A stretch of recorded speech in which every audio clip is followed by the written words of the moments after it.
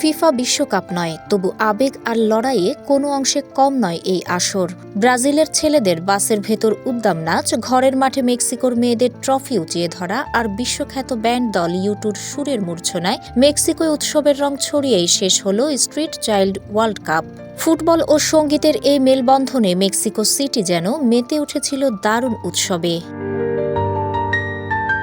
বিশ্বের ২০টির বেশি দেশের ২৮টি দলের সুবিধাবঞ্চিত পথশিশুদের নিয়ে আয়োজিত street child world cup tournament যেন ফুটবলের অন্য এক গল্প।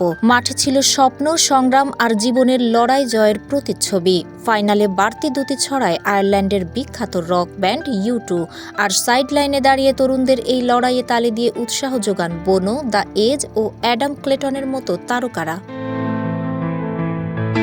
জমকালো ফাইনালে ভারতকে হারিয়ে চ্যাম্পিয়ন হয় ব্রাজিলের ছেলেরা। মেয়েদের বিভাগে কেনিয়াকে হারিয়ে শিরোপা জিতেছে স্বাগতিক মেক্সিকোর মেয়েরা। আয়োজনটি নিয়ে বার্তা সংস্থা রয়টার্সকে স্ট্রিট চাইল্ড ইউনাইটেড এর প্রধান নির্বাহী জন রো বলেন, এর মূল উদ্দেশ্য হল বিশ্বমঞ্চে এই সুবিধাবঞ্চিত তরুণদের কণ্ঠস্বর তুলে ধরা।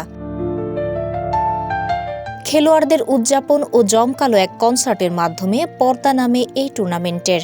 রাস্তা থেকে উঠে এসে বিশ্বমঞ্চে ট্রফি উঁচিয়ে ধরা এই জয় যেন শুধু ব্রাজিলের নয়, বিশ্বের সব পথশিশুর স্বপ্ন জয়ের গল্প।